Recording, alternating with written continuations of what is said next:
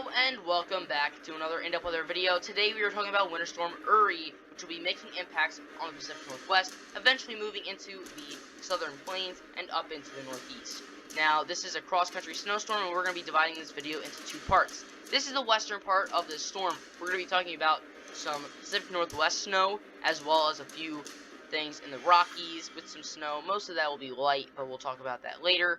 And then in the eastern part, we're going to talk about that southern snowfall and southern mixed precipitation, and then eventually a possible nor'easter in the northeast. So make sure to stay tuned for that.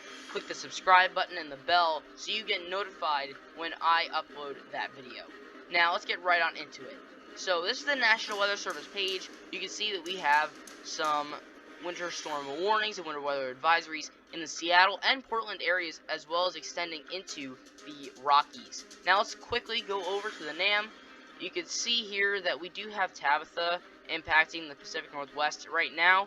Now we're going to be subtracting those snow totals from Uri, but you can see here that Uri kind of slides in right on the coattails of Tabitha, and you can see a pretty moderate to heavy snowfall already starting in Seattle and Portland, and this continues per the NAM model because this low pressure stays pretty strong compared to the other two models. This is a 994 millibar low pressure, and it only drops 3 millibars as it gets to the coastline, and that is significant in the snow totals for this storm.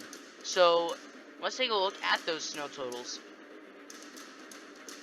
So here are the snow totals for Tabitha. We're going to be kind of excluding those here, so you can already see some snow here has fallen, but Uri just amplifies the whole thing.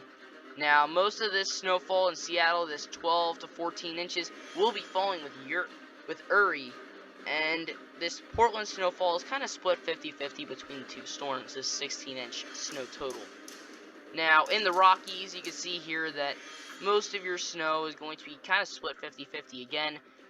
Maybe some areas seeing closer to 3 feet in the upper elevations, but most areas going to be seeing probably about a half a foot with this storm. But let's move on to the Gfs model. So the Gfs has two major differences. One, it has this storm entering a little bit further to the north, 993 millibar low pressure, about the same, but it drops to the south and weakens significantly, 1004. Now this makes this entire storm system a lot less powerful, and that will affect the snow totals a little bit. So if we go to our total snowfall, we do see just a slight difference. It's not a huge difference per the GFS, but it is a slight difference.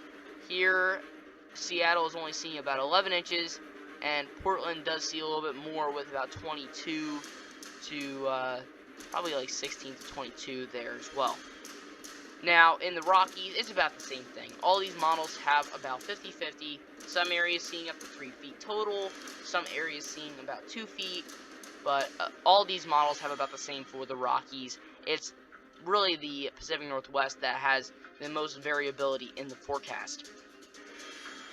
Now, the European model shows a very different scenario. It shows about the same millibar low pressure, 995, still a little bit further to the north, and it does have this low pressure weakening, but it also has it dying off, and there is just not much snow left here by Sunday, or this is Saturday night, in the Pacific Northwest, and that does affect the snow totals yet again.